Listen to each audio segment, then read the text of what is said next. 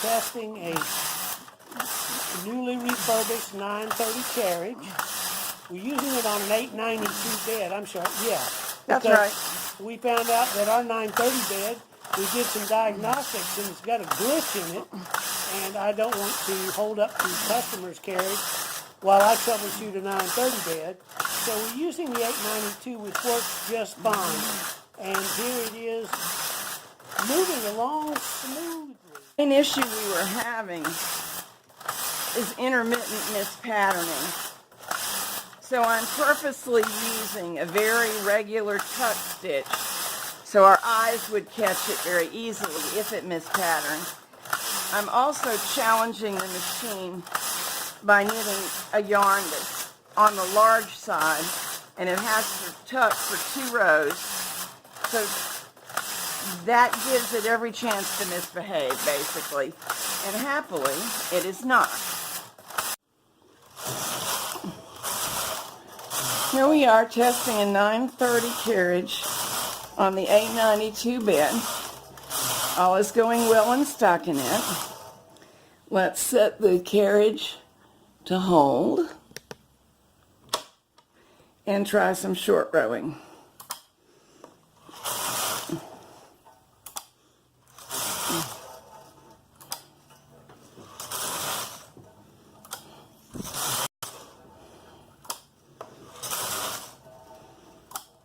My fingertip is putting a little downward pressure.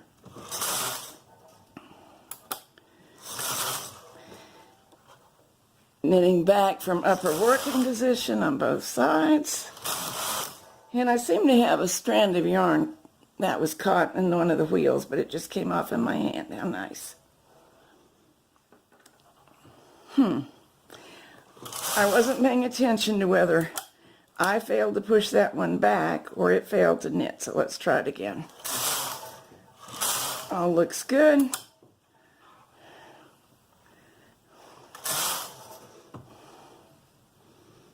Let's do it on the other side a couple more times, just to be safe. Okay, I'm satisfied now it was me. And let's make sure that when we go to end, all the needles will knit back from hold.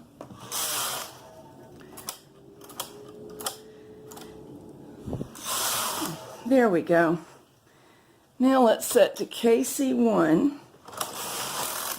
So the card gets memorized. I'm setting it to allow it to advance and pushing both tuck buttons over on the side where you can't see me, but here they come. You can see they're pushed in.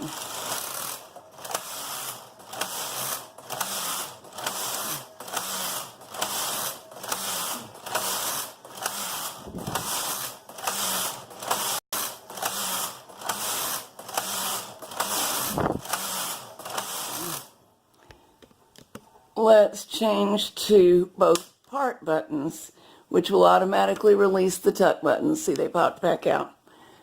And try the same design in slip stitch.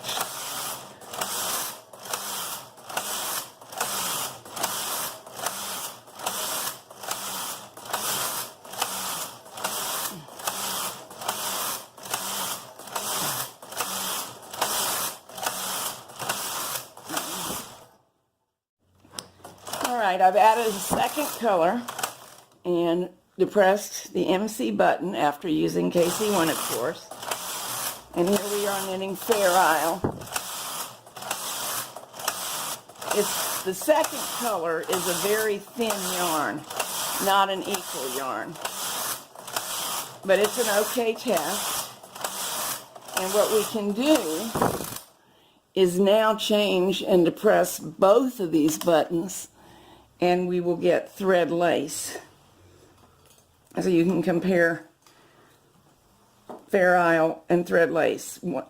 Thread lace is a variant of Fair Isle, but they're not identical.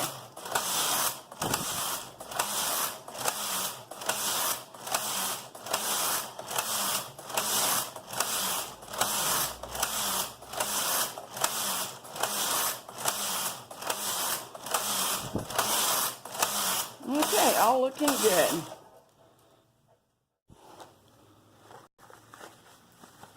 There's the Fair Isle sample that we knitted. And watch how it changes when we go to thread lace. It's the only change I made, is depressing the second button in the center. So this is performing very well.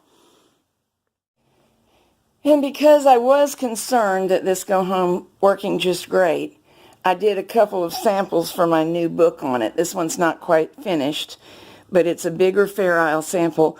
This is actually the same card as this, but I locked it on a single row and got those vertical stripes.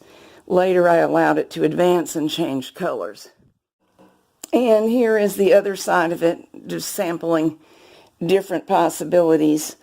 This is the same card, but color 2 is white with a sparkly green strand run along with it. And color 1 is the same variegated yarn as here, and that's where we get the effect.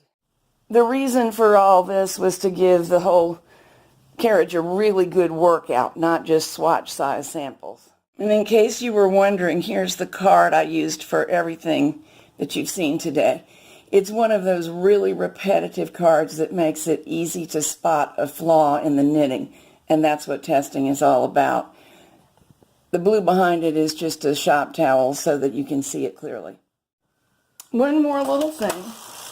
Really, on this machine, the 892 bed, we don't normally use KC2, but I have set it there with no knitting so that we can watch the selection. Doesn't really matter if we have buttons pushed here or not, but I'll just release them because I'm not knitting. Just wanting to make sure that KC2 is selecting properly, and it is. What it does is very slightly change the needle path under the machine.